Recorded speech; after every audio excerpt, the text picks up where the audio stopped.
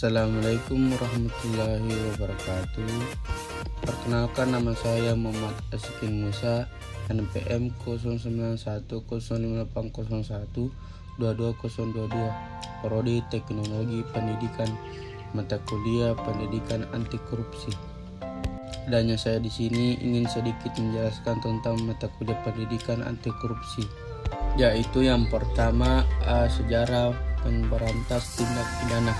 Berbagai upaya pemberantasan korupsi dilakukan oleh pemerintah sejak kemerdekaan, baik dengan menggunakan peraturan perundang-undangan yang ada maupun dengan membentuk peraturan perundang-undangan baru yang secara khusus mengatur mengenai pemberantasan tindak pidana korupsi. Di antara peraturan perundang-undangan yang pernah digunakan untuk memberantas tindak pidana korupsi, banyak peraturan perundang-undangan korupsi yang pernah dibuat dan berlaku di Indonesia menarik untuk disimak tersendiri untuk mengetahui dan memahami lahirnya tiap-tiap peraturan perundang-undangan tersebut, termasuk untuk mengetahui dengan memahami kekurangan dan kelebihannya.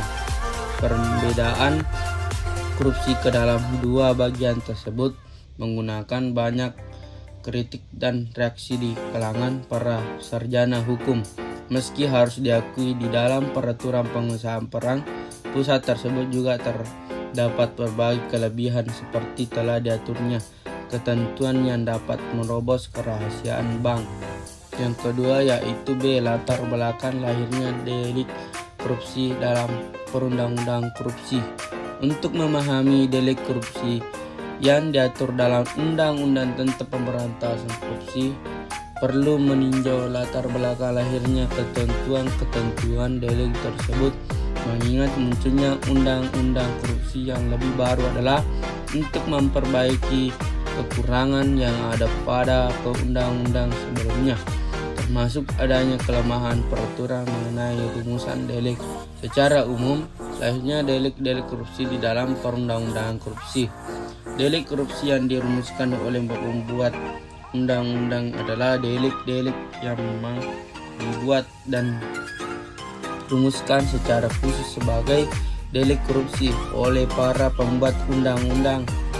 Menurut berbagai literatur, delik korupsi yang dirumuskan oleh pembuat undang-undang hanya meliputi 4 pasal, yaitu sebagaimana yang diatur di dalam pasal 2, pasal 3, pasal 13 dan pasal 15 Undang-Undang Nomor 31 Tahun 1999 Contoh Undang-Undang Nomor 20 Tahun 2001 tentang perubahan atas Undang-Undang Nomor 31 Tahun 1999 tentang pemberantasan tindak pidana korupsi.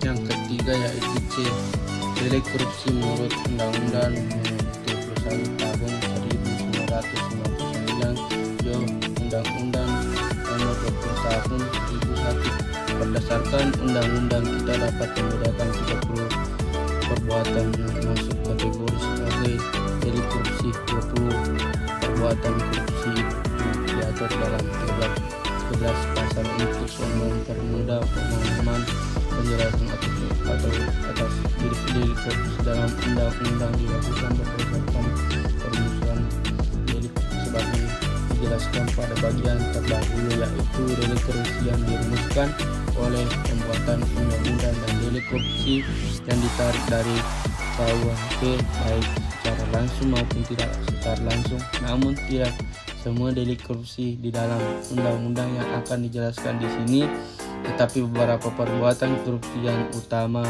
dan umum saja, termasuk mengenai gratifikasi yang belum banyak dipahami oleh masyarakat. Adapun delik-delik korupsi yang diatur dalam undang-undang, hal penting lain yang diatur dalam konvensi adalah mengenai kewajiban negara untuk mengkriminalisasi berbagai perbuatan yang dapat dikategorikan sebagai tindak pidana korupsi, termasuk mengembangkan peraturan perundang-undangan yang dapat memberikan hukuman pidana untuk berbagai tindak pidana korupsi. Hal ini ditunjukkan untuk negara-negara yang belum mengembangkan aturan ini dalam hukum hukum domestik di negaranya. Itulah yang saya sempat jelaskan tentang mata kuliah pendidikan anti korupsi. Apabila ada kesalahan, mohon dimaafkan. Billahi fi sabilil haq, fastabiqul khairat. Assalamualaikum warahmatullahi wabarakatuh.